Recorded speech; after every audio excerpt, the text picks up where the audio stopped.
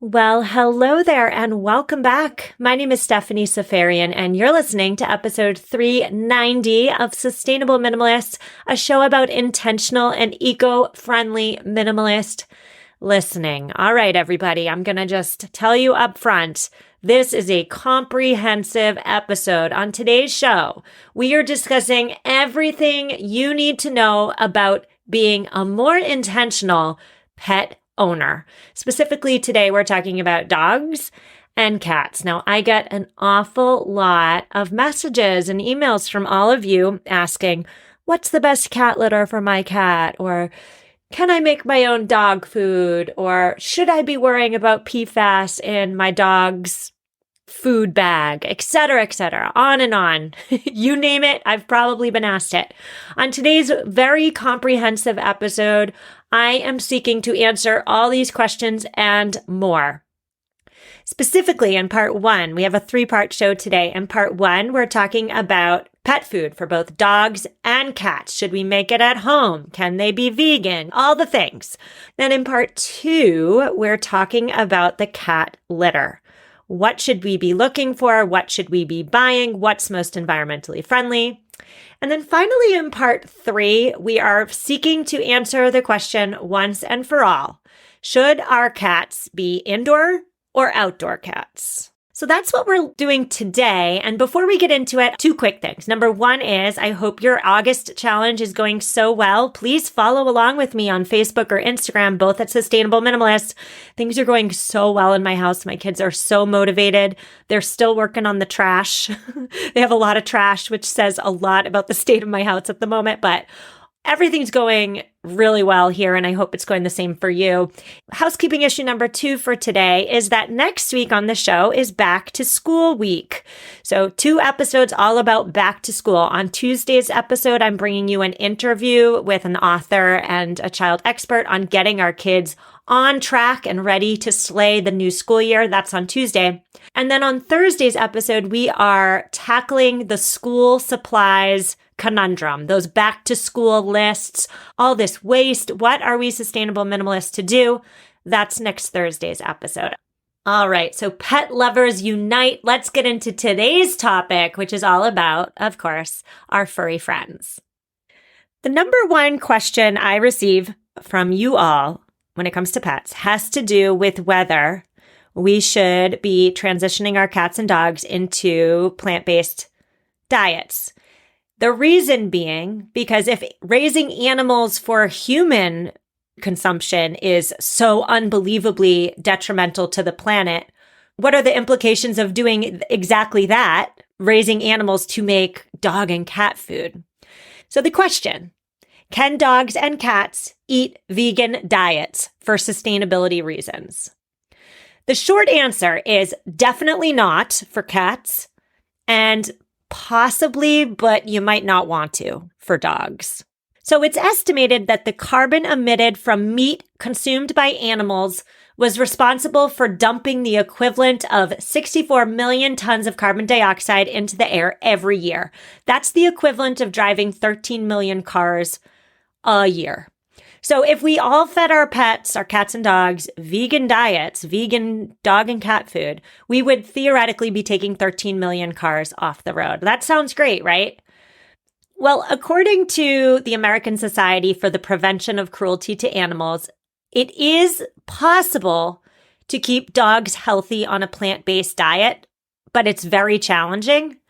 And a vegan diet is not ever appropriate at all, ever, bottom line, for a cat. Cats need to eat meat to survive. Their digestive systems are not geared to handle plant-based diets. Cats need the amino acid taurine to remain healthy. It's only found in animal-based sources. Cats with taurine deficiency can develop a heart issue in which the heart muscle becomes very weak and prevents the heart from pumping blood and supplying oxygen to the body. So don't even think about putting your cat on a vegan diet, please. Now, with regard to our dogs, dogs are omnivores, which means they can eat both meat and plant products.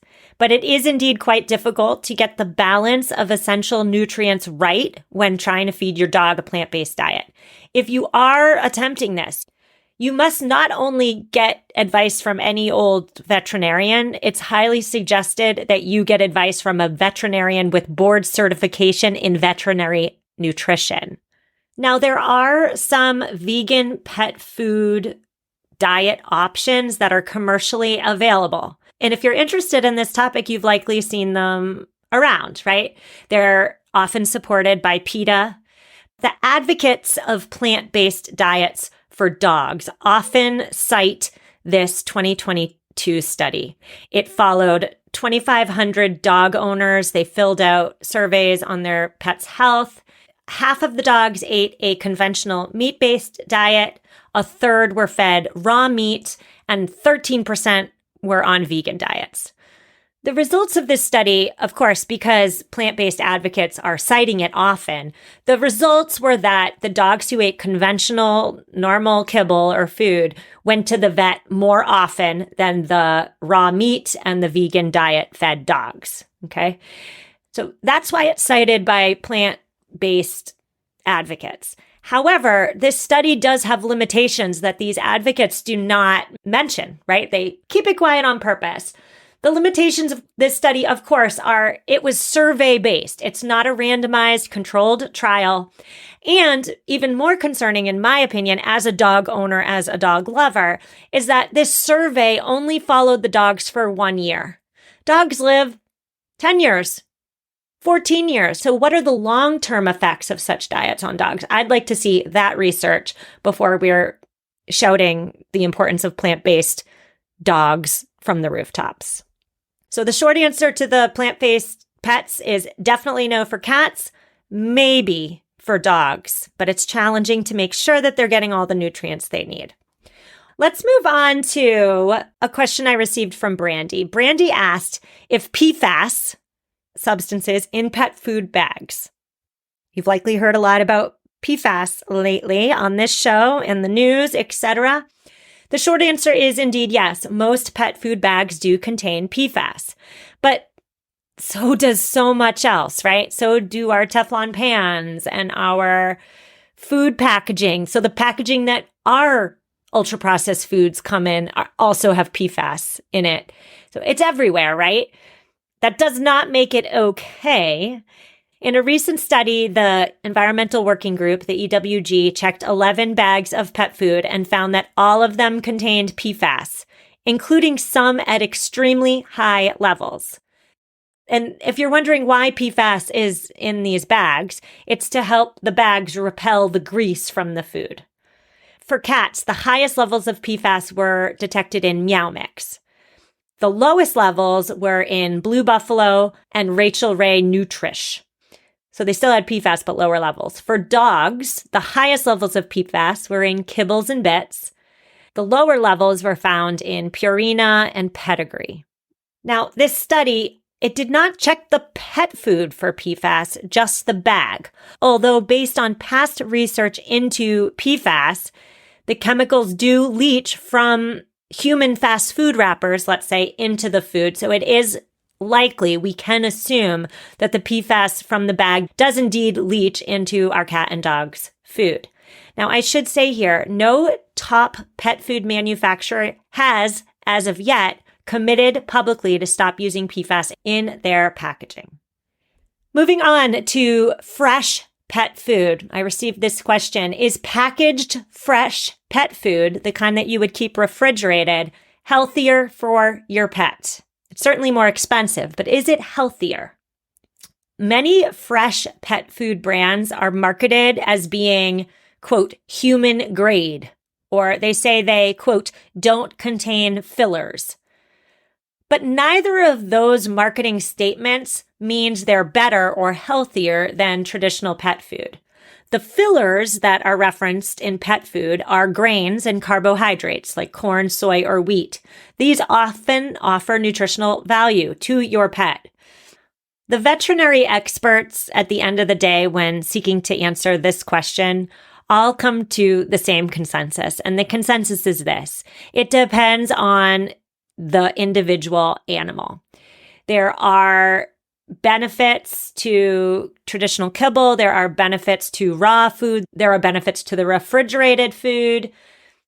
But the truth is, at the end of the day, each of us as pet owners need to consult our veterinarian to decide which food is best suited for our dog and cat's breed, age, activity level, and unique health concerns. So we can't just say that the more expensive bag that gets to go in the fridge as opposed to in the cabinet is healthier or more superior or human grade or whatever marketing statement we want to make on it, because the answer just isn't that simple. All right, we're moving on to another question I've received about pet food lately, which is, should we be making our own pet food? Okay, can I just say, I can hardly make food for my family, let alone make food for my dog and my cat. That's just me personally. But for those of you who really want to make your own pet food because it's healthier or cheaper or more environmentally friendly, this is for you. In 2013, researchers at the UC Davis School of Veterinary Medicine analyzed the nutritional value of over 200 recipes for home-prepared dog food. What do you think they found? I'll just tell you. They found that very few of these recipes provided all the essential nutrients necessary to keep dogs healthy in the long term. Now, although this study was 10 years ago, it is the most recent study. It is also the largest study of nutritional value for homemade pet food recipes, and that's why I'm choosing to cite it today. The School of Veterinary Medicine at Tufts University, Tufts is in my backyard. Hey, Tufts. They have a clinical nutrition services branch, and they also state that the vast majority of pet food recipes that you and I make at home, they are deficient in one or more essential nutrients. And these inadequate levels of nutrients, they can have serious side effects that can take weeks or even years to show up. They also suggest that, if you've been talking to your veterinarian about making your dog or cat's food, once you and your veterinarian get a good recipe, your veterinarian signs off on it, it is your job as the pet owner, as the person who loves your pet, to follow it exactly. Even seemingly benign substitutions, such as like swapping turkey out for chicken, let's say, that can dramatically alter the nutrients and calories in the diet. So you have to follow the recipe that your veterinarian signed off on to the letter if you are considering making your own pet food at home. The benefit, of course, to making pet food at home is that there would be no PFAS in the packaging, right? It may likely be cheaper. It may likely cut back on emissions costs associated with shipping these very heavy bags to your doorstep, assuming you have your dog or cat food shipped to your home. So there are environmental benefits, but let's make sure we're doing it the right way so we're not harming our pets. We're going to move on to some sustainable pet food options before we take our first break and then get into cat litter. We already discussed the plant-based conundrum, and let's just remind ourselves, never for cats, maybe possibly for dogs. Even with all that information, there are still ways you can reduce your pet's carbon footprint while still feeding them food with real meat. Okay. Since beef and lamb produce much more greenhouse gas emissions than poultry, you can stick to pet food with poultry, so chicken, turkey, as the main meat source. That is an incredibly environmentally friendly action. Here are some other considerations when looking for sustainable pet food. Look into the company. How are workers and animals treated in the production of this food? Is it tested on animals? Is it made in factory farms? Is the fish MSC certified? You can also look at the ingredients. What's in it? How are ingredients sourced and processed? Think about the carbon footprint. How far away is this food produced? Another way of saying that is how many food miles away is it? Look at that packaging. Look at that PFAS-filled packaging. Does the company create packaging made from recycled fibers? Is the packaging even recyclable? And then finally, consider the organic and non-GMO questions, right? Is the food organic? Which, again, is made without pesticides and artificial hormones and is always better for soil and planetary health. Are the crops in the product non-GMO? Because if they're GMO, they are potentially contributing to a loss of biodiversity and poor conditions for suppliers. Now, one other tip for you when being more intentional when feeding your pet is this. Authors of a recent study suggest feeding your pet as much dry food as possible. They found that a pet eating solely wet food, as compared to dry food, has a 689% higher carbon footprint. Holy moly! The researchers claim that dry diets provide more energy per gram. And then when it comes to wet diets, the nutrition that these wet foods provide come from their high meat and water content, which also leads to high emissions. So let me just tell you about my dog for a minute. Lucy, she's an 11-year-old lab.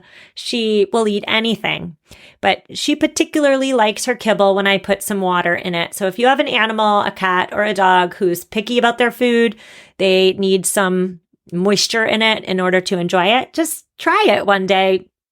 Portion out the kibble and then put some water in it and see if it is liked by your pet. All right. I think we just covered everything there is to know about pet food. We're going to take our sponsor break and then we come back. We're going to talk about cat litter. Yes, we are. I'll see you in a minute. Are you going on vacation this summer and don't want to lug around a bunch of baby gear? I hear you. BabyQuip is the #1 baby equipment rental service and marketplace that provides families with clean and safe and insured baby equipment. Everything you need to have a great time on vacation without the hassle of lugging all these big baby items around. Renting baby gear allows you to enjoy the adventure of a vacation. So whether you're flying or driving, renting baby gear will eliminate the need to pack and haul all that big stuff. Welcome to the world of stress-free family travel, my friends. Right now, my listeners can get $20 off your reservation of $100 or more with code SUSTAINABLE at babyquip.com. BABYQUIP.com and use promo code SUSTAINABLE to get $20 off today. Enjoy the journey with BabyQuip. And we're back. Before the break, we were discussing pet food. And during the break, I was thinking to myself, that was a long answer, but I'm not sure if it was a comprehensive answer. Those of you who are looking to be more eco-friendly or intentional or ethical in your pet food buying, I didn't give you any brands to support. So during the break, I thought about our B Corp episode, which came out on Tuesday. Definitely listen if you missed that one. But I went to bcorporation.net and I typed in pet food in the Find a B Corp tab, and about 20 brands came up. So following Mike Brown's suggestion, if you support a B Corp, that is a very simple but very impactful way to ensure that your purchase is supporting environmental wellness as well as human wellness. So if you're looking for a new pet food brand, definitely check out the B Corps. And also, of course, check with your veterinarian. So now we are on to the cat litter problem. Another question I get asked so often is cat litter. What should we be providing our cats with? If you've been listening to this show for a while, you can likely guess what it is. The cat litter that we should be providing our cats is one that biodegrades. So ones that are made from natural materials as opposed to synthetics.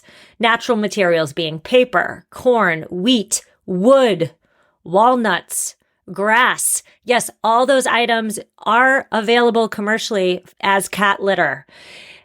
So I have a cat. She's 13.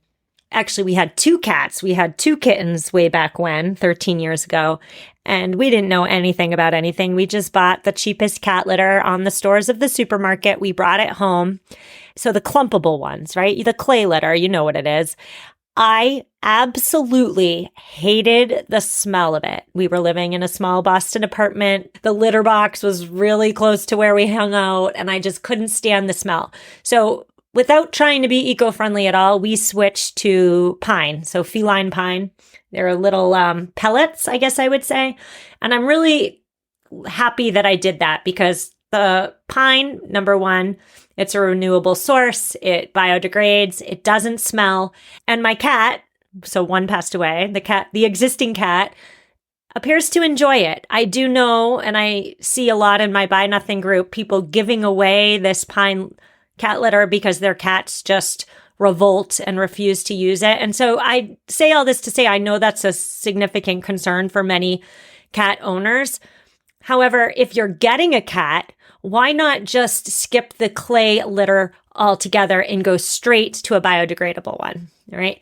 Clay cat litter is not considered good for the environment at all because it's often not sustainably sourced. The clay for the litter must be mined, and the most frequent way of obtaining it is through strip mining. Now, silica cat litter, which is also known as silica sand or silica gel or crystal cat litter, it's made from mined quartz. And while the mining of the silicon dioxide is less environmentally damaging than strip mining for clay, it does require a lot of energy. And on top of that is the fact that silica cat litter is not biodegradable. Now, if you're looking for a specific cat litter suggestion, like what is eco-friendly, just tell me and I'll buy it. Well, treehugger.com suggests you support World's Best Cat Litter. World's Best Cat Litter, according to Tree Hugger, is its number one eco-friendly litter because it's made from corn, again, which is biodegradable. Now, I did receive a question from Brandy about a very specific type of cat litter called Pretty Litter. Pretty Litter is a crystal litter. It's made out of those silica gel beads. I just mentioned that they're not biodegradable, so it's not recommended. Pretty Litter advertises itself as being great because the color changes based on whether your cat urinates on it or not. So it's easy to know when it needs to be changed. But Brandy, with regard to Pretty Litter, if your cat has a history of UTIs, it might be a good option, but otherwise go with a biodegradable source if at all possible. Now, if you are trying to change your cat litter from a clay or silica-based source into a biodegradable one, I have some tips for you. Because again, this can be challenging. Do it gradually. Slowly start to mix in the new type of litter with the old type. And if your cat continues to use the litter box without issues, just gradually increase the amount of new litter. So don't surprise your cat. Cats can be quite temperamental. Don't surprise them and say, hey, look at this cool new pine litter. We got to slowly get them on board. We got to get their buy-in, right? Another way to eco-friendlyify the litter box is an eco tip I received from a listener way back, and I apologize I didn't keep your name written down. I'm so sorry. But the eco tip was to use a leftover bag you have to scoop it up. So cereal bags, Amazon bags, paper bags, they're all fine. And if you have friends or relatives who still use plastic grocery bags, you can ask to use those for the cat litter. I've mentioned before that my in-laws still get the physical newspaper in a plastic bag thrown on their driveway every morning. Actually, they get 2 newspapers every morning, so that's 2 plastic bags every day. They are in the habit of putting them aside and saving them for us. I use them to pick up my dog poo when we're out on our walks, as well as the cat litter. Similarly, is that keeping a small trash can outside that is specifically used only for cat litter is a really smart way to reduce the frequency of which you have to put out your trash. So if you're putting the soiled cat litter into a smaller bag and then placing it into your main trash can that's within your home, you may very likely find that it smells quickly. Cat urine has a disgusting smell, and so does the clay litter. And so you may find yourself taking out the trash in your home a lot more often. So putting the cat litter, the soiled cat litter, outside in a lidded trash can may prevent you from having to change your indoor trash can more often. Now, should we be composting or flushing our cat litter? The short answer to both these questions is heck no.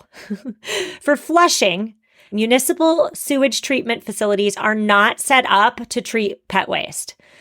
So for your city's system to treat what you flush, they will need to separate the cat litter solids and send them to the landfill anyway. Cat poop, in addition, often contains toxoplasma, which is that organism that causes disease in humans and aquatic life. It's also the reason why if you're a pregnant woman, you're not supposed to change the litter box. By flushing cat poop, you are introducing these organisms into the water system. So do not flush your cat litter, please. Now, if you want to compost your cat poo, please proceed with caution. It can contain a specific parasitic protozoan that is highly dangerous to humans. And so the compost should only be used for non-edible plants, like maybe your lawn or your rose bushes. And it should be allowed to sit for at least 1 year to kill off potential pathogens. Now, I know this section of the show was all about cat litter, but I just want to say here too, if you have a dog, I have a dog as well, don't forget to pick up the dog poo.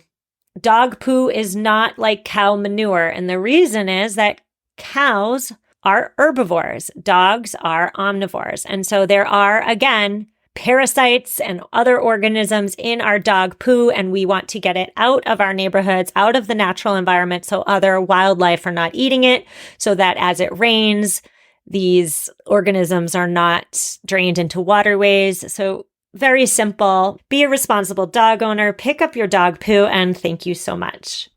This is a really long episode today, so we're going to take one more quick break, and then when we come back, we're going to answer the indoor cat versus outdoor cat conundrum once and for all. We're putting it to bed.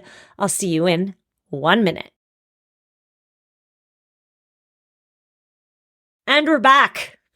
What an episode today. We first talked about pet food, then we talked about cat litter, and now we're on to the indoor versus outdoor cat conundrum. I've heard it said both ways. Perhaps it's more environmentally friendly to keep your cat indoors, where it won't hunt and kill wildlife. Or perhaps it's more environmentally friendly to allow your cat outdoors, where there's less of that need for litter boxes and all of their associated environmental costs, like the plastic bags, like the clay litter, et cetera, et cetera, et cetera. So which is better? For the cat's health, it's better to keep the cat indoors. For the environment, it's also better to keep your cat indoors. Now, why? Your cat's health is protected when they are indoor cats, largely because there's a major threat of getting rabies outside, and we'll talk about that in a minute. Depending on where you live, there's also the threat of being hunted and killed, and that's a whole nother story. I'll get to that in a minute as well. And when it comes to the environmental reasons associated with keeping your cat indoors, cats are hunters. Cats kill native wildlife, which reduces biodiversity. So keeping your cats indoors is the more environmentally friendly option. A recent study used data from the DC Cat Count, which is a survey in Washington, D.C. that deployed 60 motion-activated wildlife cameras spread across 1,500 locations. The results showed that outdoor cats have an over 60% overlap in their territory with raccoons and opossums. This is extremely important because raccoons and opossums frequently carry rabies.